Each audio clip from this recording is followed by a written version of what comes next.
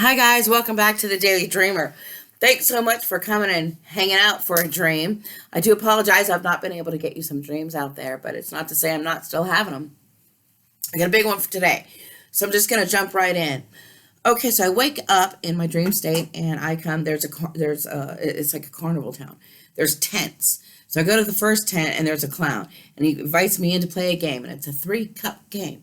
You get to choose where the ball is, right? So he puts it in the middle one and he moves the other two. He does not touch the middle one.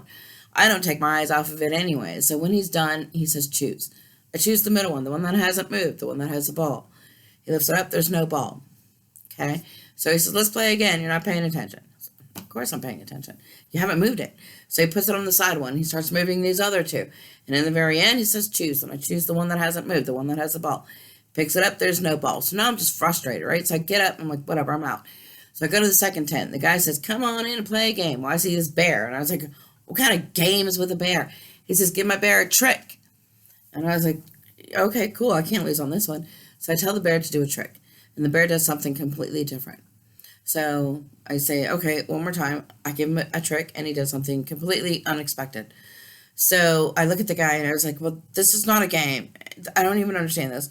So I'm leaving. So I left, and by the third tent, the same thing happened. I played the game. It was not what I expected.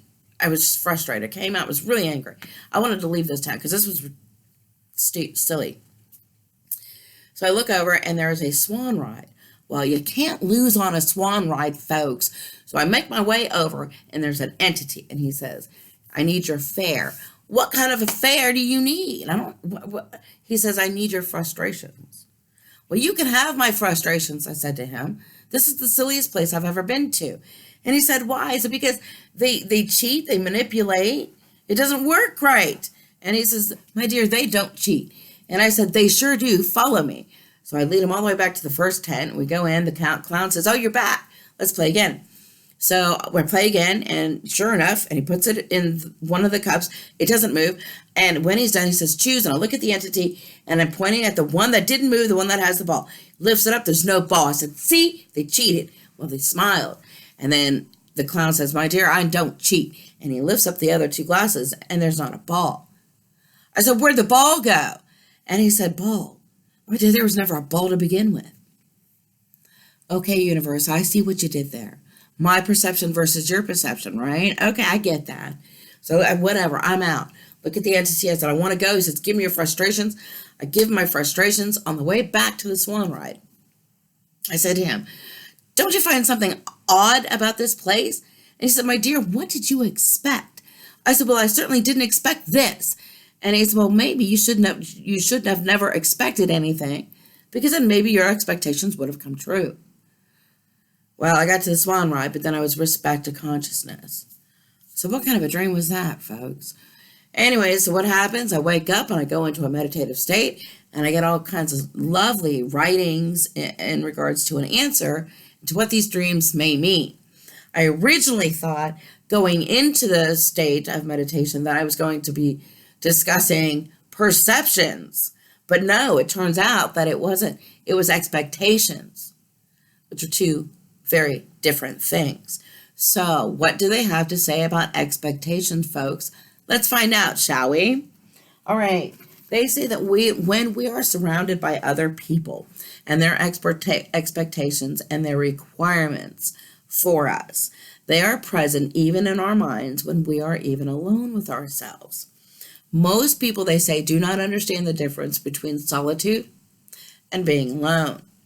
Solitude, they say, is a state of mind. Being alone is the state of consciousness. The state of consciousness is the ego-dominated mind. We don't like that. We don't like that ego mind. They say we don't like to be alone because when we're alone, we think we are lonely and we find it difficult to tolerate. So therefore, we try to avoid it. And how do we try to avoid it? Because we try to find comfort in being social, in other people. We try to go out there trying to find happiness by hanging out with other people or even items. People find happiness in material items. And why is that? Because they're looking elsewhere for happiness, when in actuality, you just really need to sit with yourself for a moment. And we know that it's very difficult, don't we, to sit with ourselves in the beginning, because there are some very rare, ugly truths that may have to be sorted out. So they know that it is not easy, but yet that is the goal. So let's understand that.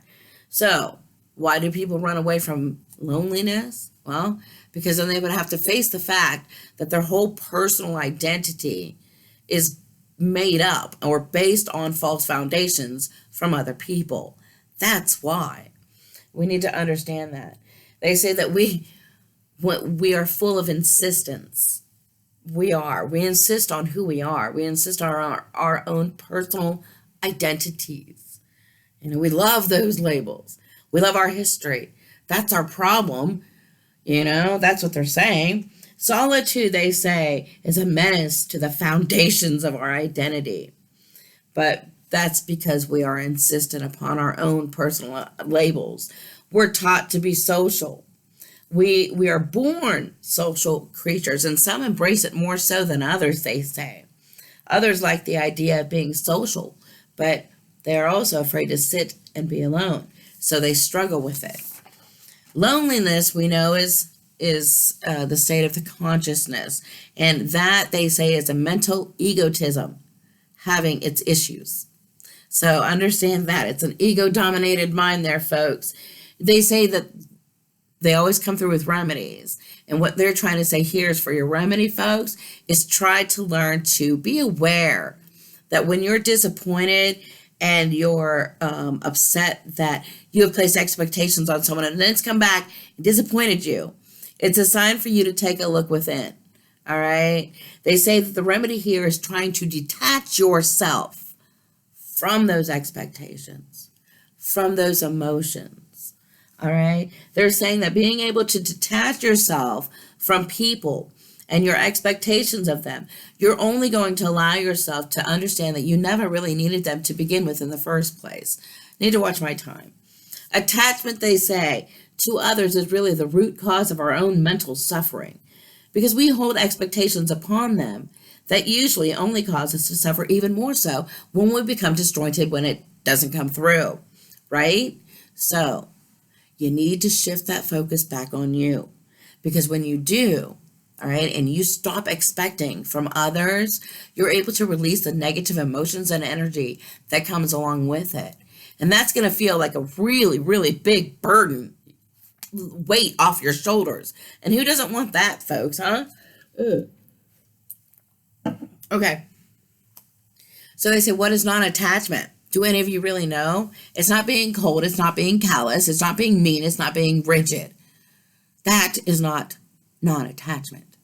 Non-attachment is learning to let go of emotions, of your items, and understanding that it's about learning to let go your thoughts, because those thoughts and those emotions are what are creating you suffering. So let's learn to observe that. Let's learn to detangle our thoughts, they say.